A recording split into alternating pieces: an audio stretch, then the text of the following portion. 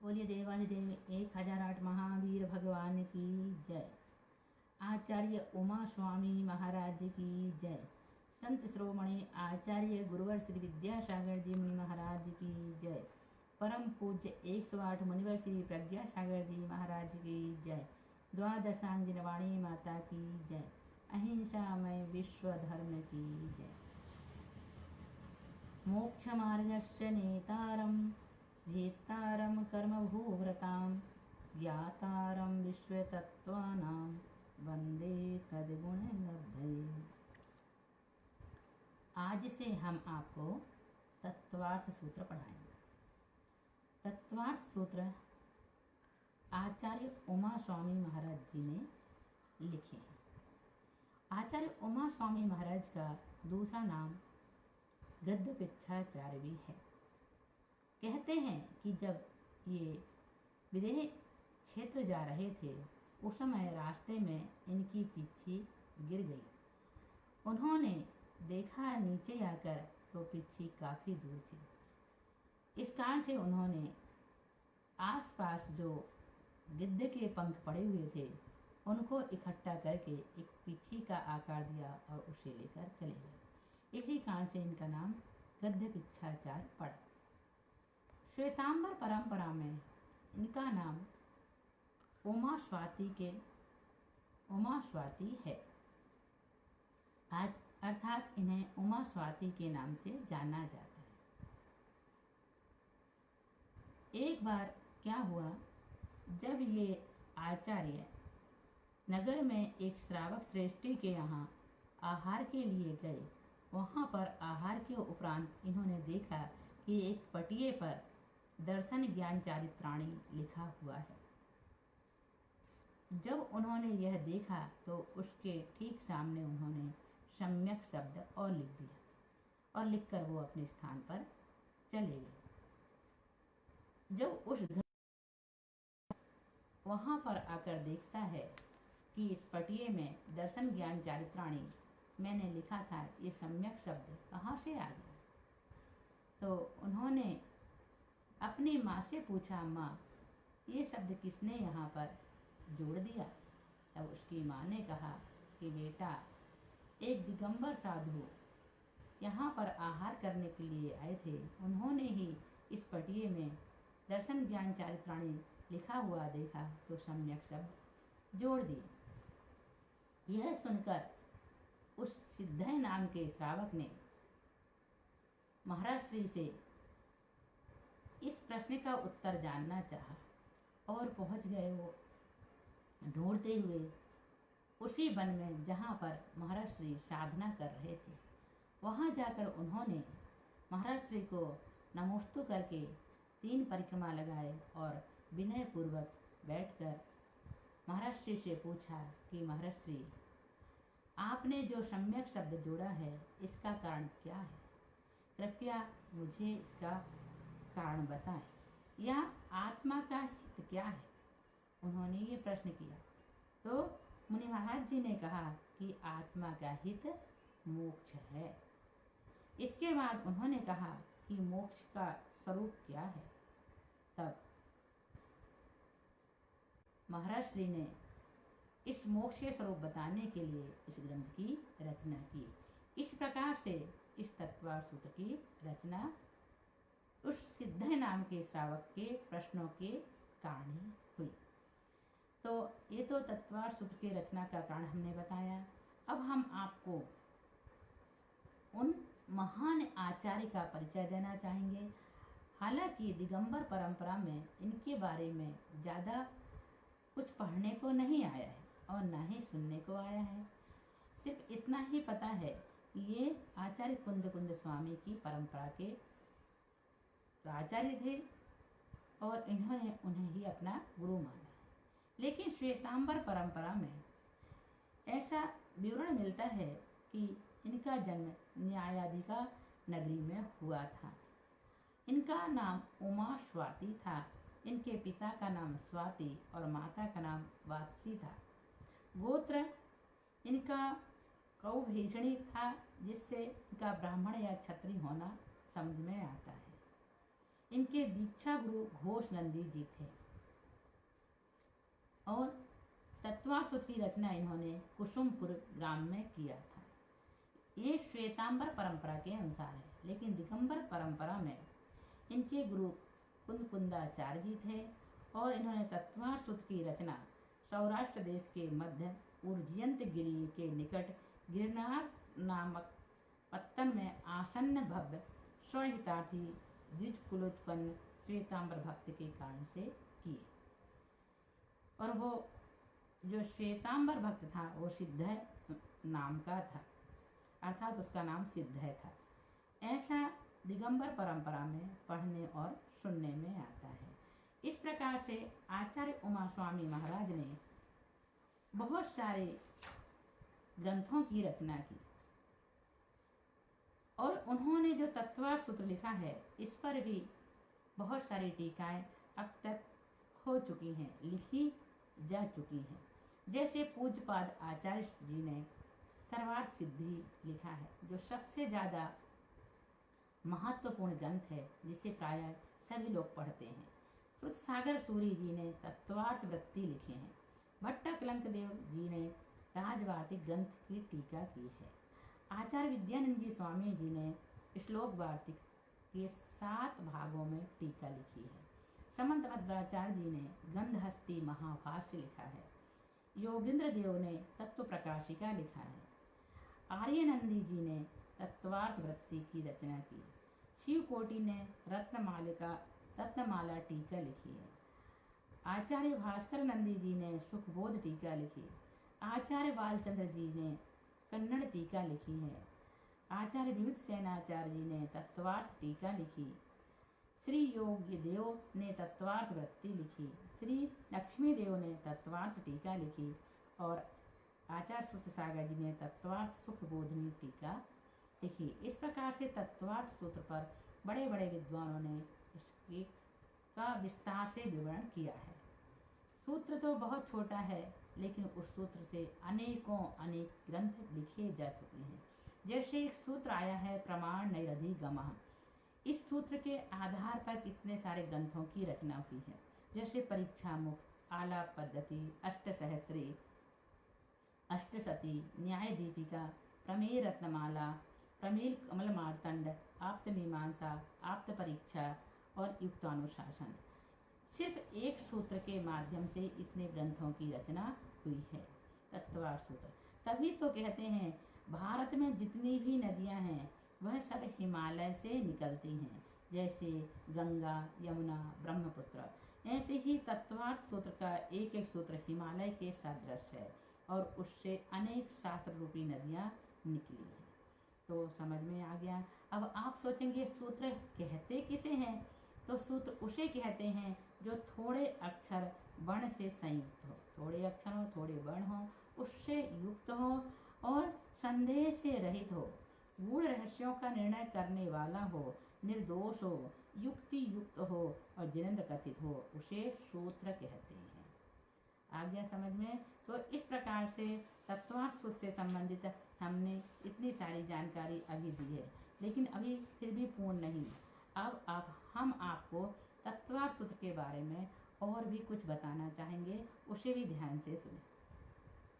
जैसा कि तत्वार्थ सूत्र का दूसरा नाम क्या है? सूत्र जी। तीसरा नाम क्या है? मोक्ष शास्त्र। तत्वार्थ सूत्र क्यों कहते हैं इस ग्रंथ को? क्योंकि इस ग्रंथ में 7 तत्वों का वर्णन किया गया है। 7 तत्व कौन से हैं? जीव, अजीव, आश्रव, बंध, संबर, निर्जरा और मोक्ष। ये 7 तत्वों का वर्णन इस ग्रंथ में किया गया है, इसलिए इसका नाम तत्वार्थ है।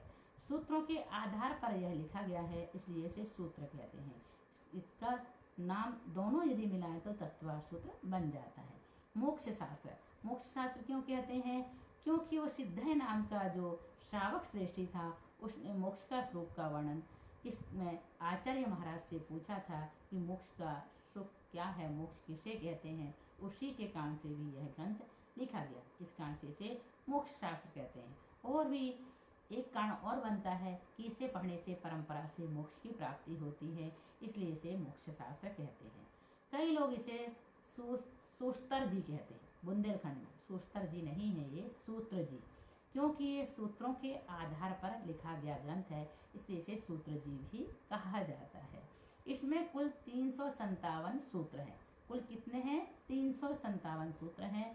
पहले अध्याय में 33 सूत्र हैं, दूसरे में 53 हैं, तीसरे में 39 हैं, चौथे में 42 हैं, पांचवें में भी 42 है, छठे में 27 है, सातवें में 39 है, आठवें में 26 है, नौवें में 47 है और 10वें में सिर्फ 9 है। कुल मिलाकर 357 सूत्र होते हैं। एक साल में 365 दिन होते हैं और इस तत्वार सूत्र में सिर्फ 357 सूत्र हैं। यदि एक दिन में एक सूत्र याद करेंगे तो 357 दिन में 357 सूत्र आपको याद हो जाएंगे और 8 दिन की छुट्टी मिल जाएगी। तो अभी इसी समय संकल्प ले लें कि चाहे कुछ भी हो, एक दिन में हम एक सूत्र याद करेंगे और पूरे 357 दिन में हमें तत्वार सूत्र याद हो जाएगा। छोटे छोटे से सूत्र हैं, आसानी से याद हो जाते हैं। अब इसमें कुल 10 अध्याय हैं।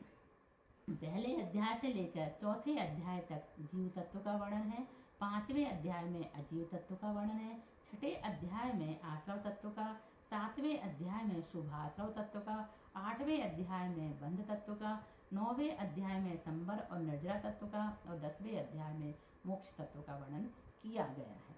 इस प्रकार से 7 तत्वों का वर्णन होने से इस ग्रंथ का नाम तत्वार सूत्र पड़ा। इस ग्रंथ में झगड़े का झा शब्द कहीं भी नहीं आया और न ही फूट का फा आया है। आप एक एक सूत्रों को अच्छी तरह से देखें, कहीं भी ये 2 शब्द नहीं मिलते। कौन से? न झगड़े का झा आया है और न फूट का फा आया है। अब आप विचार करो, झगड़े का झा फूट का फा क्यों नहीं आया? इसलिए नहीं आया कि इस ग्रंथ को पढ़ करके आज तक इसने झगड़ा नहीं किया और न ही किसी मत में फूट पड़ी, इसलिए इस ग्रंथ में ये 2 शब्द नहीं आए हैं। आ गया समझ में? इस ग्रंथ का पूरे भावना के साथ शुद्ध उच्चारण करते हुए यदि कोई पाठ करता है तो उसे एक उपवास का फल मिलता है। इसलिए यदि आप उपवास नहीं कर पाते तो इसका प्रतिदिन रोज पाठ करें शुद्ध उच्चारण करते हुए भावों के साथ, तो निश्चित रूप से एक उपवास का फल मिलेगा।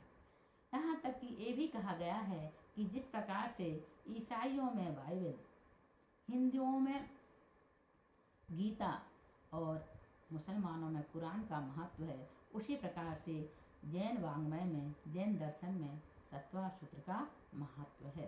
तो ऐसे तत्वार सूत्र का परिचय आपको प्राप्त हुआ, उसके प्रति आप इसी प्रकार से आस्था और श्रद्धा बनाएं और प्रतिदिन इसका पाठ करें। पाठ करने के साथ इन सूत्रों को याद करें और सूत्रों के साथ उनका अर्थ भी याद करें। अब कई लोग हमसे कहते हैं, दीदी 357 सूत्र हैं, इतनी आसानी से याद तो नहीं होते, आप कोई दूसरी ऐसी ट्रिक बताएं जिससे हमें जल्दी याद हो जाए। तो हम कहते हैं कि देखो भैया, हमने भी इसे याद किया है, आप भी उसी तरीके से याद करना।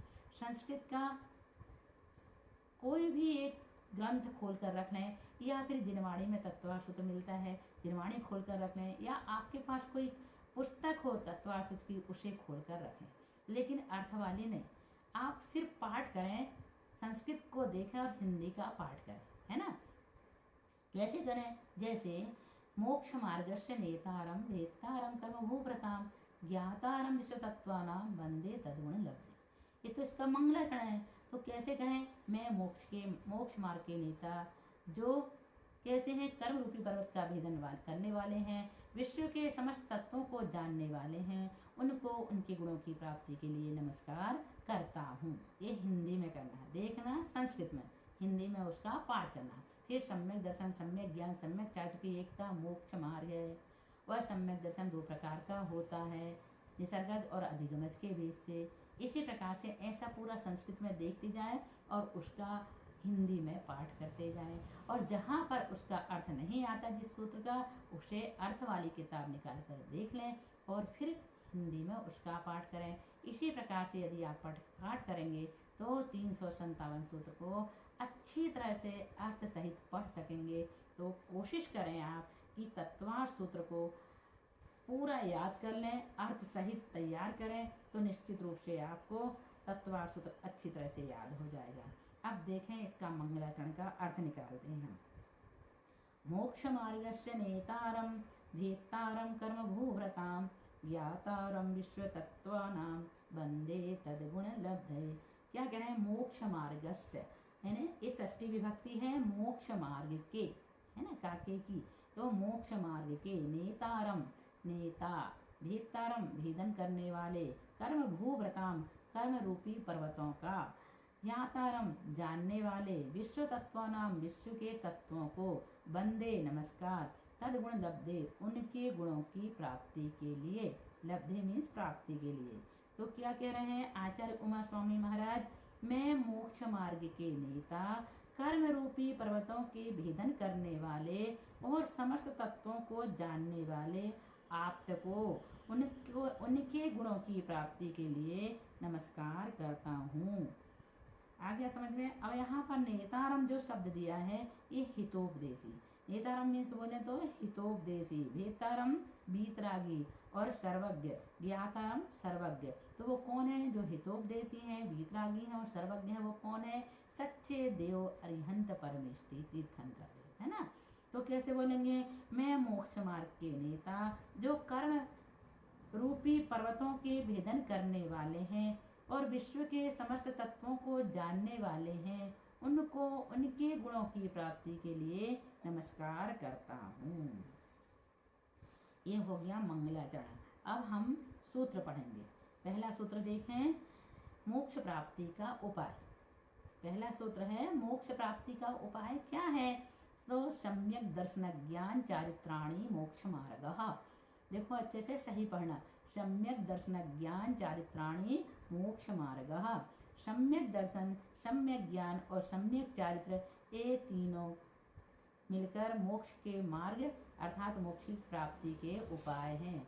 अर्थात सम्यक दर्शन, सम्यक ज्ञान, सम्यक चारित्र, इन तीनों की एकता ही मोक्ष मार्ग है। अब सम्यक दर्शन किसे कहते हैं तो अगले सूत्र में बताएंगे। हम आपको सम्यक ज्ञान और सम्यक चारित्र की परिभाषा बताते हैं। सम्यक ज्ञान किसे कहते हैं तो संशय, विपर्य और अनध्वसाय रहित जीवादि पदार्थों का जानना सम्यक ज्ञान कहलाता है।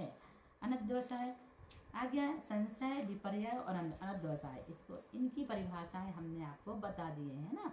फिर भी सम्यक ज्ञान की परिभाषा पढ़ने के लिए इसको जानना जरूरी है। कई बार हम जाते हैं शिविर लगाने, पूछते हैं लोगों से सम्यक ज्ञान किसे कहते हैं, सम्यक चारित्र किसे कहते हैं, नहीं बनता। तो आप सीख लें, जिसको नहीं बनता उसको सीख लेना चाहिए, जिसे आता है तो कहने की बात ही नहीं है। तो संशय, विपर्य और अनध्वसाय रहित जीवादि पदार्थों का जानना सम्यक ज्ञान कहलाता है। सम्यक चारित्र किसे कहते हैं? मिथ्या दर्शन, कषाय तथा हिंसा आदि संसार के कारणों से विरक्त होना सम्यक चारित्र कहलाता है। अब दूसरा सूत्र है तत्वार्थ श्रद्धानम सम्यक दर्शनम। सम्यक ज्ञान, सम्यक चारित्र की परिभाषा हमने बता दी है। अब यहाँ पर सूत्र के माध्यम से बताया जा रहा है कि सम्यक दर्शन का लक्षण क्या है। तत्वार्थ श्रद्धानम सम्यक दर्शनम, तत्व यानी वस्तु के यथार्थ श्रद्धान को, वस्तु के यथार्थ श्रद्धान को क्या कहते हैं? सम्यक दर्शन कहते हैं। या वस्तु के यथार्थ स्वरूप सहित जीवादि पदार्थों का श्रद्धान करना सम्यक दर्शन कहलाता है। अब अगला सूत्र है 3 नंबर का, सम्यक दर्शन की उत्पत्ति की अपेक्षा भेद। तन्ने सर्गादधि गमादवा, तन्ने सर्गादधि गमादवा, वह सम्यक दर्शन, तत् मीन्स वह, ऊपर कहा हुआ, ये सूत्र एक दूसरे से कनेक्ट है ना। तो तत् बोल दिया है तो ऊपर कहा हुआ सम्यक दर्शन निसर्गज और अधिगमज के भेद से 2 प्रकार का होता है। वह सम्यक दर्शन स्वभाव से अथवा पर के उपदेश से उत्पन्न होता है। निसर्गज मीन्स स्वभाव से, अधिगमज मीन्स पर के उपदेश से उत्पन्न होता है। वह सम्यक दर्शन स्वभाव से अथवा पर के उपदेश से उत्पन्न होता है। इस प्रकार से सम्यक दर्शन के 2 भेद हैं, निसर्गज और अधिगमज। जो पर के उपदेश के बिना उत्पन्न होता है उसे निसर्गज कहते हैं, और जो पर के उपदेश आदि से उत्पन्न होता है उसे अधिगमज कहते हैं। हम निसर्गज का लक्षण उदाहरण बताएं हम आपको। जैसे अपने आप सुबह नींद खुल जाती है बिना अलार्म के, किसी के जगाने के बिना। वह क्या हो गया? निसर्गज। और जो अलार्म से नींद खुलती है या कोई हमें आकर जगाता है, वह क्या है? अधिगमज। समझ में आ गया? अपने आप नींद का खुलना निसर्गज, किसी के जगाने पर उठना या अलार्म के द्वारा उठना, वह अधिगमज है। तो जो अपने आप होता है उसे निसर्गज, जो पर के उपदेश से होता है उसे अधिगमज कहते हैं। इसके बाद है तत्वों के नाम। जीवा जीवाश्रव बंध संबर नृजरा मोक्षास तत्वम। जीव अजीव आश्रव बंध संबर नृजरा और मोक्ष, ये 7 तत्व कहे गए हैं। कितने तत्व होते हैं? 7। कौन कौन से? जीव अजीव आश्रव बंध संबर नृजरा और मोक्ष, ये 7 तत्व होते हैं। जीव किसे कहते हैं? जिसमें ज्ञान दर्शन रूप चेतना पाई जाती है उसे जीव कहते हैं। जिसमें चेतना नहीं पाई जाती उसे अजीव कहते हैं। आश्रव बंध के कारण को आश्रव कहते हैं। और बंध आत्मा के प्रदेशों के साथ कर्मों का दूध पानी की तरह मिल जाना बंध है। संबर आश्रव के रुकने को संबर कहते हैं। निर्जरा आत्मा के प्रदेशों से पहले बंधे हुए कर्मों का एक देश पृथक होना निर्जरा है। और मोक्ष समस्त कर्मों के बिल्कुल क्षय हो जाने को मोक्ष कहते हैं। इस प्रकार से ये 7 तत्व बताए गए हैं। इसका एक उदाहरण हम आपको बताते हैं। जैसे आप सब क्या हो? जीव है। ये कमरा क्या है? अजीव है। आप यहाँ आकर आए तो क्या हो गया? आश्रव। आकर बैठ गए तो बंद है। अब हमने दरवाजा बंद कर दिया क्योंकि कमरा पूरा भर गया है, तो क्या हो गया? संबर। और एक एक करके बाहर जाने लगे लोग तो क्या हो गया? नृजरा। और पूरा कमरा खाली हो गया तो मोक्ष। ऐसे ही आप और भी उदाहरण ढूंढना 7 तत्वों का, तो आपको 7 तत्व सरल लगने लगेंगे, है ना। फिर 5वां सूत्र है नाम स्थापना द्रव्य भाव तस्तन्यासः। नाम स्थापना द्रव्य भाव तस्तन्यासः। नाम स्थापना द्रव्य और भाव से उन 7 तत्वों तथा सम्यक दर्शन आदि का लोक व्यवहार होता है। क्या? तत्न्यासः मीन्स होता है उन 7 तत्वों का तथा सम्यक दर्शन आदि का लोक व्यवहार। भवति मीन्स होता है।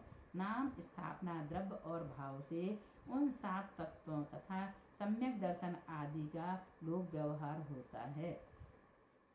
नाम आदि 4 पदार्थ ही 4 निक्षेप कहलाते हैं। कौन कौन से? नाम निक्षेप, स्थापना निक्षेप और द्रव्य निक्षेप, भाव निक्षेप। नाम निक्षेप, किसी का नाम महावीर रख दिए, भले उसमें महावीर के गुण नहीं है लेकिन नाम से उसे महावीर कहा जाता है, तो नाम निक्षेप हो गया। स्थापना निक्षेप कैसे कहते हैं? भगवान महावीर की प्रतिमा मंदिर में विराजमान करना और भगवान के समान उनकी पूजा आराधना करना, ये स्थापना निक्षेप है। इसी प्रकार से द्रव्य निक्षेप भूत भविष्य वर्तमान की मुख्यता लेकर वर्तमान में कहना सो द्रव्य निक्षेप है। जैसे पहले कभी पूजा करने वाले पुरुष को वर्तमान में पुजारी कहना, भविष्य में राजा होने वाले राजपुत्र को राजा कहना। भूत में या भविष्य में, क्या कह रहे हैं? भूत में या भविष्य में कहना क्या कहलाता है? द्रव्य निक्षेप। और केवल वर्तमान पर्याय की मुख्यता से, अर्थात पदार्थ जो पदार्थ जैसा है उसको उसी रूप कहना भाव निक्षेप है। जैसे काष्ठ को काष्ठ अवस्था में काष्ठ कहना, आग होने पर आग और कोयला हो जाने पर कोयला कहना। इस प्रकार से अब जब पुजारी पूजा करेगा उस समय उसे पुजारी कहना, लेकिन पुजारी के लड़के को पुजारी कहना, या जो भविष्य में पुजारी बनने वाला है उसे पुजारी कहना, ये द्रव्य निक्षेप है ना। तो इस प्रकार से नाम स्थापना द्रव्य और भाव के भेद से निक्षेप 4 प्रकार के होते हैं। 5 सूत्र यहाँ पर पूर्ण हो गए। इसके बाद हम आपको बाद में पढ़ाएंगे क्योंकि विषय लंबा हो जाता है तो आप लोग बोर होने लगते हैं और जल्दी समझ में आता भी नहीं है। इसलिए हम सोचते हैं कि कम से कम 10 या 15 मिनट की ही वीडियो बने जिससे आपका मन पढ़ने में लगा रहे। बस इसी भावना के साथ बोलिए महावीर भगवान की जय।